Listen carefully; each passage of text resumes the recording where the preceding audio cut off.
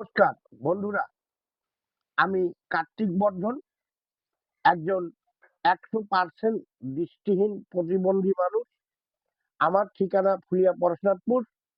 বন্ধুরা, আমিও আগে হকারি করে জীবন জীবিকা নির্বাহ করতাম, কিন্তু এই আজকে বন্ধুরা তোমরা দেখো, এই ব্যারাকপুরে একটা ঘটনা ঘটেছে। ওই ব্যারাকপুর থেকেই আমাকে কিন্তু ভিখারি বানানো হলো।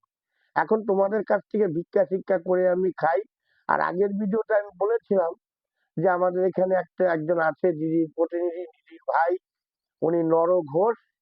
উনি, ওনার কাছে আমি গিয়েছিলাম যখন আমার মা মারা যায়। তো ওনাকে আমি বলেছিলাম, দাদা আমি এরকম দুর্দশার মানুষ, আমার মায়ের কাজটা আমি তুলবো, যাতে যদি কিছু মাছ আপনি আমাকে ব্যবস্থা করে দিতে পারেন। যথারীতি উনি ওনার সাধ্যমতো উপকার করেছে। কিন্তু বন্ধুরা, আজকে দিদির শাসনটা ঠিক নেই। কেন নেই? মানে এই যে একের পর এক ঘটনা আমার সাথে ঘটেছে, আমি কেন দিদির নামে বদনাম করছি এটা তোমরাই নিশ্চয়ই কম বেশি শুনেছো, জানো।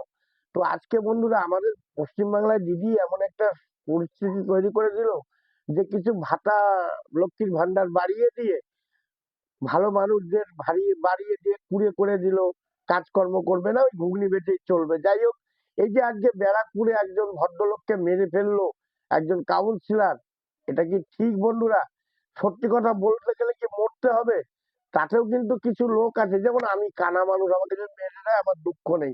কিন্তু আজকে তোমাদের কাছে আমার বিনীত অনুরোধ থাকছে, বাংলার প্রত্যেক মা বোনের কাছে, আমার ফেসবুকের মাধ্যমে যারা দেখতে পাবে তাদের কাছে আমার অনুরোধ থাকছে, তোমরা এই ভিডিওটাকে দেখবে, ভালো করে দেখে চিন্তা করবে যে এই ভাতাটা নিচ্ছ তুমি নেও, সরকারি প্রকল্প, তোমার টাকা। এটা দিদির বাবার ঘরের পৈতৃক সম্পত্তি নয়, এটা তোমার সম্পত্তি, তুমি প্রাপ্য।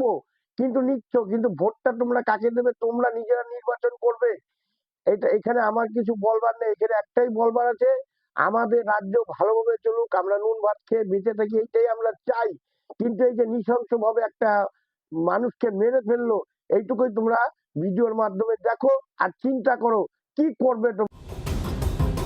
প্রকাশ্য দিবালোকে কাউন্সিলরের মারধরের জেরে এক বৃদ্ধের মৃত্যুর অভিযোগ। মৃতের নাম তুলসী অধিকারী। ঘটনায় অভিযোগের আঙুল উঠেছে স্থানীয় কাউন্সিলর রবীন্দ্রনাথ ভট্টাচার্যের বিরুদ্ধে। রবিবার এই চাঞ্চল্যকর ঘটনাটি ঘটেছে ব্যারাকপুরের মনিরামপুর এলাকায়। অভিযোগ, রবিবার তুলসী বাবুর বাড়ির সামনে একটি বেআইনি নির্মাণ কাজ চলছিল। এর প্রতিবাদ করেছিলেন তুলসী বাবুর ছেলে হেমন্ত অধিকারী। অভিযোগ, এই নিয়ে প্রথমে কাউন্সিলরের সঙ্গে বাদানুবাদ হয় হেমন্তর।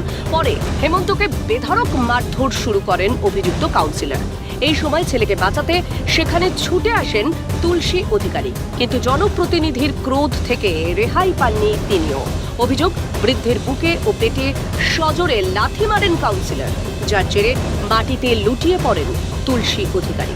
তড়িঘড়ি তুলসী বাবুকে ব্যারাকপুরের একটি হাসপাতালে নিয়ে যাওয়া হলে চিকিৎসকেরা তাকে মৃত বলে ঘোষণা করেন। নমস্কার, সবাই ভালো থাকবেন। পরের ভিডিওতে দেখা হবে। আমি কার্তিক বর্ধন।